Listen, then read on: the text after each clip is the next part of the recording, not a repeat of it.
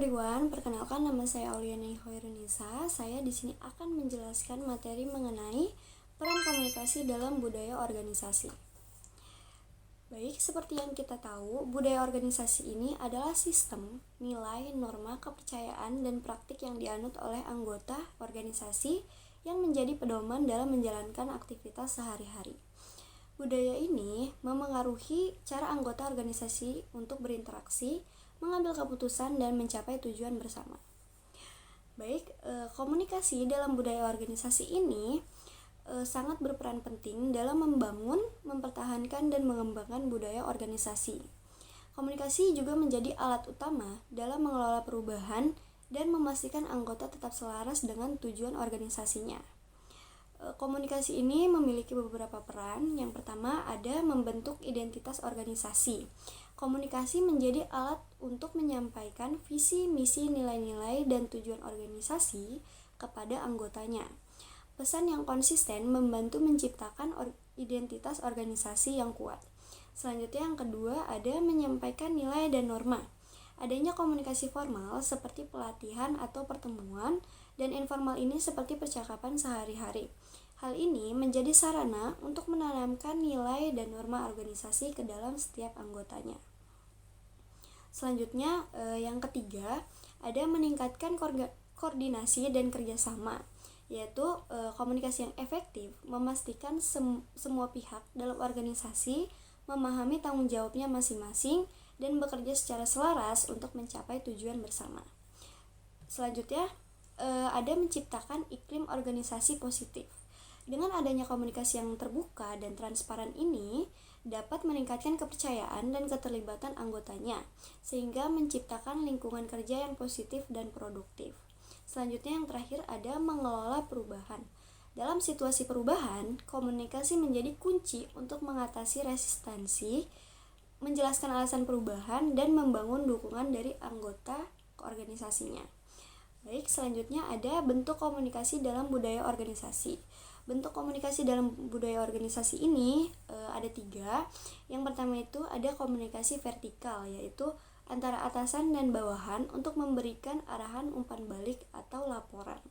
Yang kedua ada komunikasi horizontal, yaitu antara rekan kerja di level yang sama untuk berkolaborasi dan berbagi informasi.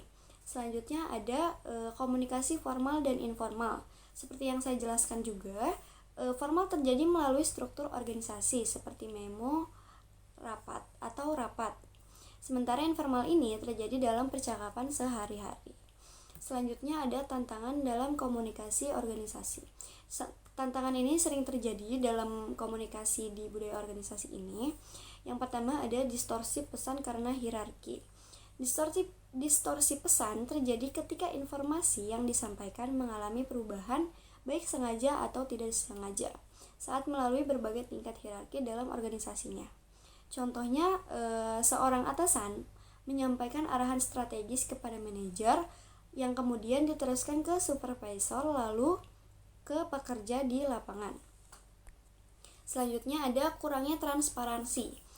Kurangnya transparansi ini terjadi ketika informasi tidak disampaikan secara terbuka atau hanya sebagian informasi yang diberikan kepada anggota organisasinya. Selanjutnya ada strategi untuk mengoptimalkan peran komunikasi ini. Yang pertama ada membangun saluran komunikasi yang jelas dan terbuka. Yang kedua ada melatih keterampilan komunikasi anggota organisasinya. Yang ketiga ada mendorong komunikasi dua arah agar anggota merasa didengar. Terakhir ada menggunakan teknologi untuk mempercepat dan mempermudah komunikasi. Contohnya seperti menggunakan aplikasi seperti Slack, Microsoft Teams, atau Google Workspace untuk mengirim pesan ke dalam grup dan konferensi video dan dokumen bersama. Jadi bisa menggunakan aplikasi-aplikasi yang saya sebutkan tadi. Selanjutnya itu kesimpulan dalam komunikasi ini adalah komunikasi dalam budaya organisasi ini adalah kunci dalam membentuk dan mengembangkan budaya organisasi itu sendiri. Melalui komunikasi, nilai norma, Nilai, norma, dan tujuan organisasi dapat disampaikan serta meningkatkan koordinasi kepercayaan dan lingkungan kerja yang positif. Meski menghadapi tantangan seperti distorsi pesan dan kurangnya transparansi, strategi seperti saluran, komunikasi yang jelas, dan pelatihan dapat mengatasinya. Komunikasi yang efektif memastikan budaya organisasi yang solid untuk mendukung pencapaian tujuan bersama. Sekian mungkin yang dapat saya sampaikan materi ini, kurang lebihnya mohon maaf. Semoga teman-teman bisa memahami materi ini. Kurang lebihnya mohon maaf. Wassalamualaikum warahmatullahi wabarakatuh.